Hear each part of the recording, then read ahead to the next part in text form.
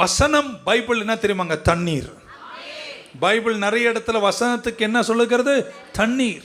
So நீங்கள் செழிக்கணும்னா, நீங்கள் ஓங்கி படரணும்னா, நீங்கள் மேலோங்கி கனி கொடுக்கணும்னா, ஒன்று நீங்கள் நாட்டப்பட்டிருக்கணும், ரெண்டு உங்களுக்கு என்ன தேவை?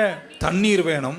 அதுதான் பைபிள் சொல்லுது. நீங்கள் நாட்டப்பட்டு இருக்கணும், ரெண்டு உங்களுக்கு வசனம் தேவை. So meditation of the word of God, hearing of the word of God, studying of the word of God is watering the roots.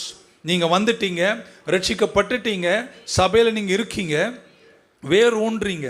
ஆனால் அந்த வேர் என்னைக்கும் செழுமை பூத்து மேலோங்கி கனி கொடுக்கணும்னா அந்த வேருக்கு என்ன தேவைங்க?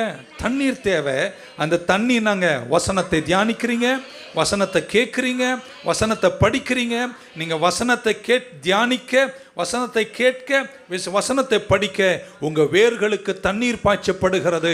வேர்கள் தண்ணீர் படும்போது இளம் கிளையாக பூத்து குலுங்கி பிரகாசித்து காலங்களில் கனி கொடுத்து இலை உதராத மரத்தை போல் இருப்பீர்கள்.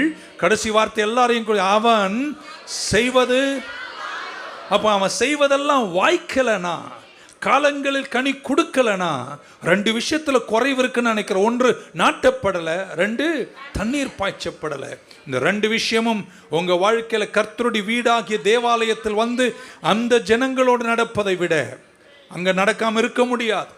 சில நேரம் நடந்து தான் ஆகணும்.